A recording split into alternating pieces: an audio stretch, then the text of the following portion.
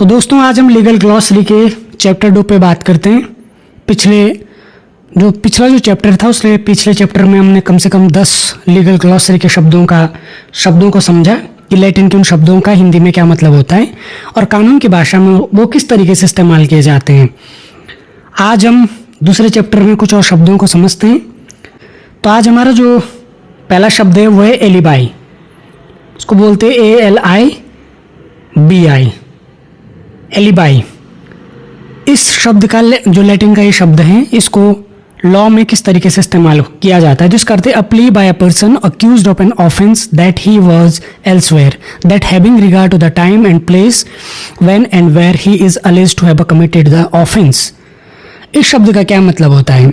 इस शब्द का हिंदी में मैं मतलब समझाऊं तो वह घटना के समय कहीं और मौजूद, यानी एलिबाई क्या एक तरीके का डिफेंस है। कोई क्राइम हुआ और क्राइम में किसी व्यक्ति को ये सस्पेक्ट माना गया किसने क्राइम किया होगा, तो कानून में या कोर्ट में ये बात प्रूव हो गई या इस तरीके से बात पेश की गई कि ये आदमी जिस दिन क्राइम हुआ तो जिस प्लेस पे जहाँ पर इंसिडेंट हुआ था वो ये आदमी वहाँ था ही नहीं, तो उस चीज के लिए यूज करते हैं एलिबाई। दूसरा है एमिकस क्यूरी। दूसरा वर्ड है amicus curiae. Friend of court, यानी वन हु वॉलंटरली और N invitation of the court and not on the instruction of any party helps the court in any judicial proceeding। इसको बोलते हैं न्याय मित्र। यानी जब कोई केस चल रहा है और कोर्ट को किसी कानूनी टॉपिक पर एक्सपर्ट चाहिए तो कोर्ट किसी बाहरी व्यक्ति या संगठन को बुला करके राय मांग सकता है, उसी को एमिकस क्यूरी बोलते हैं। माना पर्यावरण से रिलेटेड किसी मुद्दे पर कोर्ट में बहस चल रही है तो कोर्ट उस मुद्दे पर किसी बाहरी व्यक्ति को जो पर्यावरण से रिलेटेड कोई एक्सपर्ट है उसकी राय लेता है। वो ना तो डिफेंस की तरफ से ना दूसरे मतलब दोनों तरफ से नहीं है, वो एक न्यूट्रल व्यक्ति है। तो कोर्ट में जब उसको बुलाया जाता है एक्सपर्ट तो उस बुलाए गए व्यक्ति के लिए कानून में एक वर्ड यूज किया जाता है, वो है एमिकस क्यूरी। हमारा तीसरा वर्ड है एनिमस। एनिमस का मतलब होता है इरादा, द्वेष, बुरी नीयत, यानी किसी काम को करने के पीछे की क्या मंशा है, उसके लिए लॉ में यूज जो वर्ड होता है उसको बोलते हैं एनिमस। इसको एग्जाम्पल के तरीके से इस तरीके से समझ सकते हैं कि एनिमस टू हर्ट, यानी नुकसान पहुंचाने की नीयत से। असेंसियो मेंशियम, इसका मतलब होता है the meeting of the minds, यानी म्यूचुअल कंसेंट, परस्पर सहमति। कोई कॉन्ट्रैक्ट वैध होने के लिए असेंसियो मेंशियम जरूरी है, यानी दो लोगों के बीच में कोई कॉन्ट्रैक्ट हुआ तो उस कॉन्ट्रैक्ट की लीगैलिटी क्या है, उस कॉन्ट्रैक्ट को कब वैध माना जाएगा? वो कॉन्ट्रैक्ट तब वैध माना जाएगा जब उसमें दोनों लोगों की सहमति होगी। इसी सहमति को लॉ की भाषा में बोलते हैं असेंसियो मेंशियम। अगला जो वर्ड है वो है कॉज साइने क्वानॉन। कॉज साइने क्वानॉन, इसका मतलब होता है cause without which the effect would not have been caused, यानी वह कारण जिसके बिना घटना नहीं हो सकती थी।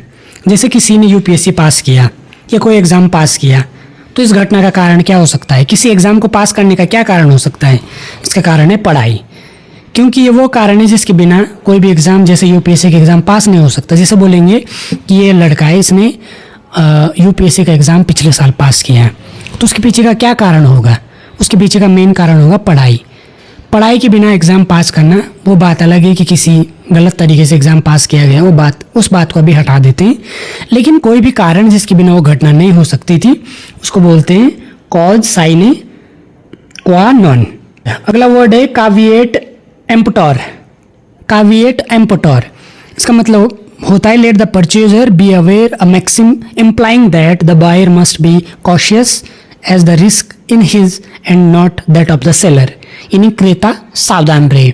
हम बाजार से कोई चीज़ सामान खरीदते हैं तो सामान को खरीदते समय हमारे पास पूरी चॉइस होती है कि हम उसको किस बार्गेनिंग की चॉइस या उस सामान को अच्छे से देखने की चॉइस कि उसमें कोई टूट फूट तो नहीं है, तो इसी के लिए ये वर्ड यूज किया जाता है। इसका मतलब है तो जब हम कोई चीज़ खरीदते हैं तो उसकी पूरी जांच पड़ताल करना हमारी जिम्मेदारी है, बेचने वाला हर चीज़ बताने के लिए बाध्य नहीं है। नेक्स्ट जो वर्ड है वो है सेपी कॉर्पस। इसका मतलब है I have taken the body and have it ready, यानी मैंने शरीर को पकड़ लिया। ये जो फ्रेज है ये पुराने क्रिमिनल लॉ और जो वारंट सिस्टम था उसमें यूज होता थी। जब पुलिस या कोर्ट का अधिकारी किसी को अरेस्ट करके लाता था तो ये फ्रेज इस्तेमाल होता था कि सेपी कॉर्पस, यानी जो बॉडी है वो मेरे पास है, वो जो शरीर है वो मैंने पकड़ लिया है, उसको बोलते हैं सेपी कॉर्पस। नेक्स्ट वर्ड है सेस्टिक्यू ट्रस्ट। सेस्टिक्यू ट्रस्ट इसका मतलब होता है बेनिफिशियरी अंडर अ ट्रस्ट, यानी न्यायिक लाभ। जिसके फायदे के लिए ट्रस्ट बनाया गया उसके लिए इस्तेमाल करते हैं हम सेस्टिक्यू ट्रस्ट। सेस्टिक्यू ट्रस्ट ये जो वर्ड है, जैसे दादा ने मेरी 10 लाख की एफडी मेरे बेटे के नाम ट्रस्ट में डाल दी, तो बेटा 18 होने के बाद उसे मिल जाए, ऐसा दादा ने ट्रस्ट में जब पैसा डाला तो इस तरीके के प्रोविज़न बनाए कि 18 साल का जब वो हो जाएगा तो एफडी से वो पैसे निकाल सकता है। तो यहाँ बेटा क्या है, यहाँ बेटा है सेस्टिक्यू ट्रस्ट, यानी वो बेनिफिशियरी है, यानी न्यास का लाभ लेने के लिए वो योग्य हैं। आज का जो लीगल टर्म का लास्ट वर्ड है वो है कॉर्पस डेलिक्टाई। इसका मतलब होता है the body of facts which constitute an offence, यानी अपराध सार।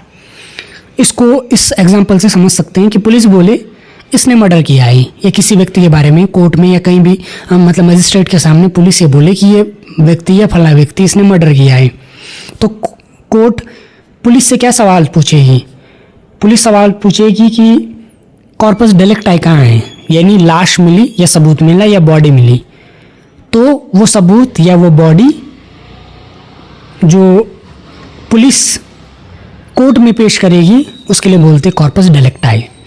तो ये आज की कुछ लीगल शब्दावलियाँ थी जो भारत में या अलग अलग देशों की जो लीगल सिस्टम है उसमें इस्तेमाल किए जाते हैं। आज इनको हमने समझा, बाकी के शब्दों को हम अगले वीडियो में समझेंगे। तब तक के लिए बहुत बहुत धन्यवाद।